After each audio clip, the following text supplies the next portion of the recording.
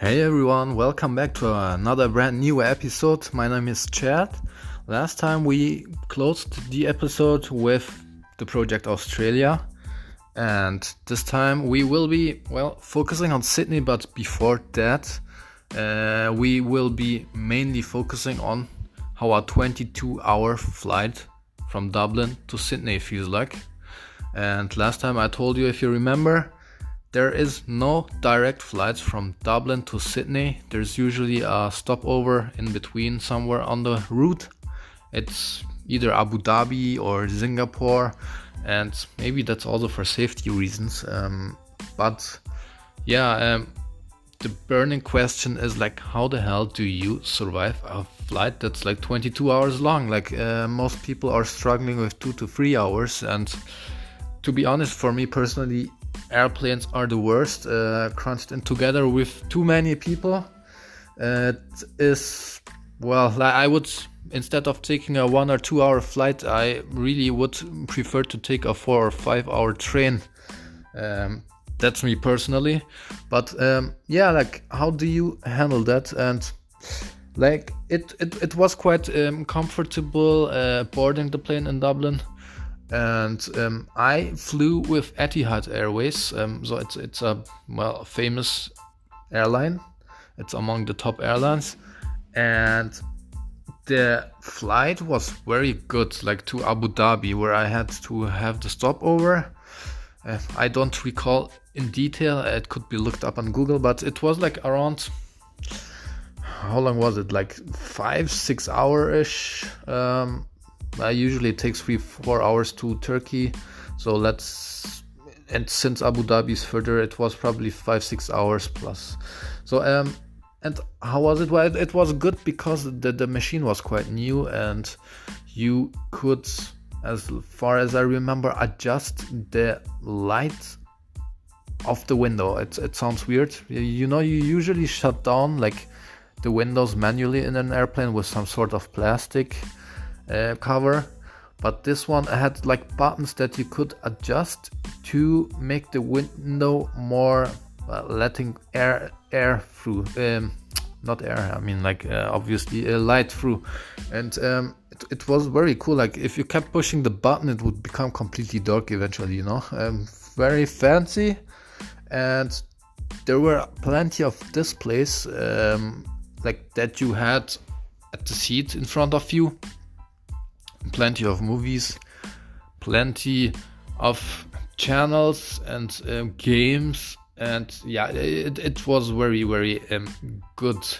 And there was even like, I've never seen this before, but there was even a gaming console control kind of like thing with which you could play the games. I was doing some racing game with a car, and you could just play like it was some sort of Nintendo. It was fun. And then having arrived in Abu Dhabi, where it's a brand new airport, just a few little years old, and spacious. There was not much happening, maybe given that it was Christmas time, certainly. And that was also very comfortable. And after being at that airport 2-3 hours, I took another Etihad Airway flight to Sydney. This was the biggest chunk of the journey, 15 plus minus. I don't have the exact hour in my head, but you get the idea. It was very long, and the machine was, to my surprise, a little older, downgraded than the first one to Abu Dhabi. So the longer flight was with a machine that was not as advanced. The windows were manual. The display in front of the chair, I don't remember. I think the resolution wasn't that great either. And the funny thing is, in the first plane, as far as I remember, there was a survey at the exit when you were offboarding the plane, if you were happy. I didn't see such a survey on the second plane, which was lower in terms of technology.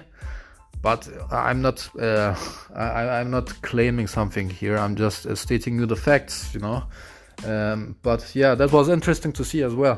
And how do you handle this situation with so many hours. I mean, I don't know, some people just sleep, but how long are you gonna sleep, 6 hours, 5 hours?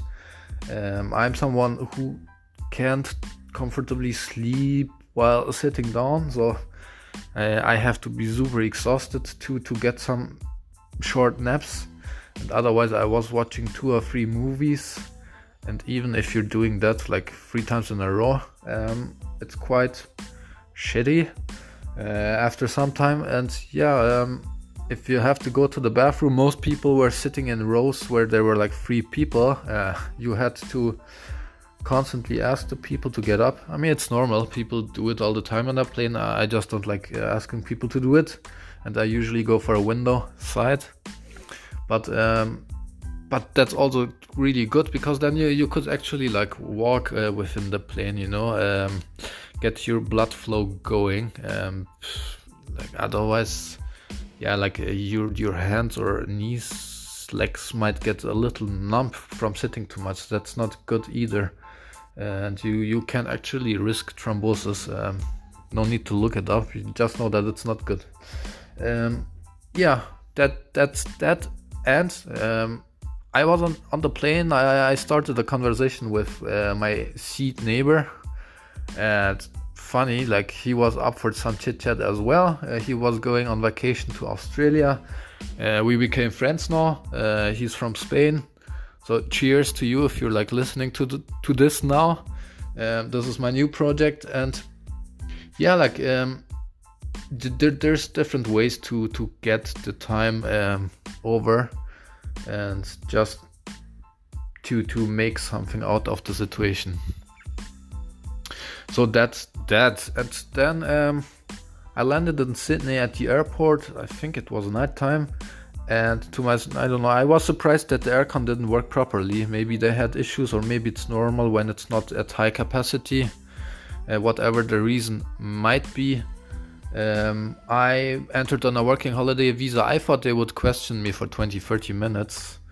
To my surprise, they couldn't care less, and I was let through after they checked the documents. And then I made my way back to I made my way to the hostel I booked, and by like getting an Uber, it's quite easy. There's plenty of Ubers in Australia, and I don't know how much it was. I think $30 Australian dollars plus minus. So it's quite okay. I mean, it's quite okay.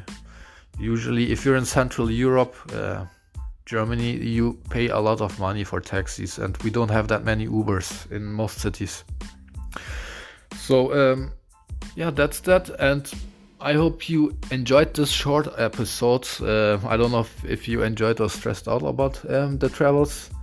And well, in the next episode we will be definitely talking about first impressions in Sydney, what the climate was, what the environment was like, how the people were, and those kinds of things. So looking forward to you guys tuning in next time, and until then, cheers.